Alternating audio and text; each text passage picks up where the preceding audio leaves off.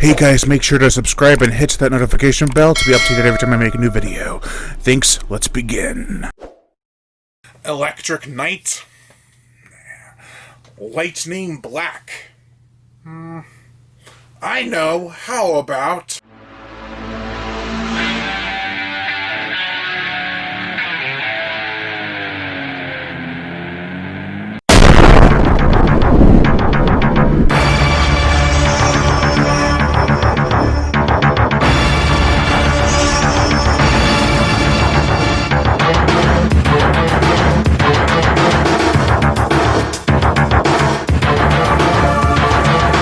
Shocking Dark, also known as Terminator 2.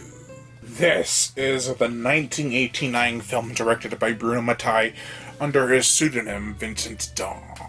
Vincent Dawn, huh? Well, how can I make Shocking Dark sound like Dawn? Like Shocking Dawn. This is day 4 of Bruno Mattei week. And make sure to check out my previous review from today, Robo War, which was a lot of fun. And definitely check out that review, and if you want to, come back and watch my review for Shocking Dark. Or don't watch Robo War's review and just stick with this one. Up to you. But I'd appreciate it either way. The plot. So, the Megaforce have to head off into a underground facility in Venice. And they have to fight off these, well, basically fishmen. It's aliens. It's basically aliens with a bit of Terminator sprinkled in at the end for good measure. This is a cheap movie that looks pretty good, especially on Blu-ray. The sets are interesting, the tunnels are well lit, and the streets of Venice are appropriately grungy. But at the same time, it's uber low budget. And you can tell, because this movie is very loud.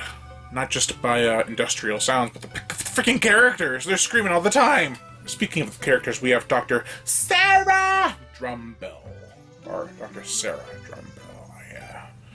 Kind of slipped in the kid character screaming her name for some reason. Oh well. Played by Haven Tyler in her only acting role. You'll hear me say that a couple times throughout this video.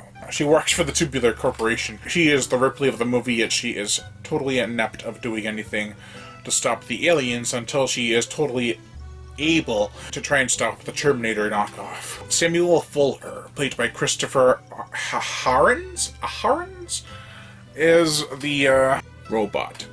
It's no surprise. I mean, he comes in like, I am here to help you stop the aliens. He doesn't talk like that, but he might as well. He has that rock-like persona. Samantha Raffleson, or Samantha Raffleson, played by Dominica Carlson, and her only acting role is the newt of the movie, but she's like 15. It's kind of funny. And she has this accent, she doesn't understand English, so she's trying her hardest to try and speak English. I can't even do it. I'm scared! Coaster, played by Greta from Rat's Night of Terror and Demons, is, well, I don't know, she's a loudmouth. And she always is trying to start crap with people, and especially in the intro sequence of all the characters. It's like they're putting on a demo reel and be like, hey, Greta, say something really cool. Alright, you bunch of pussies, I'm back and I'm kicking ass. Great! Good for you! You got the part. Drake, played by Clive Ritchie, exists. I'm trying to remember all these characters. They're very, very forgettable. Some of them kind of look cool, like there's a surfer dude look-alike, but he doesn't really do anything in the movie. Captain Dalton Bond, played by Mark Steinborn, is trying to piece all this together very slowly. A lot of the actors and actresses in this movie, like I said, were one and done. Massimo Vanni had a minor role in this movie. He's played in other movies, as mentioned in my review for Robo War, like Warriors of the Wasteland, as the purple mohawked Mako, the back-bursting Taurus from Rat's Night of Terror, the short soldier Private Larry Garino from Robo War, and a bunch of other stuff. Also, James Sampson, who is the trumpet-playing street guy from 2019 After the Fall of New York, and the voodoo priest from the beginning of Zombie 4 After Death, has a small part in this as well. Most of the characters are so over the top and loud. It's almost... no, it is annoying sometimes. The intro with the Mega Force and Coaster Greta going around belittling them is quite funny, even if it is very unnatural in terms of dialogue. You know how it goes. It sounds cool. It's like how they would really talk. Put it in the script. Perhaps that's why this movie works in some ways. It's so bad, it's tolerable. The gore, the effects, there is barely any blood, let alone any gore, which is a shame. The monsters do look cool though, and have a weird whale-like sound to them.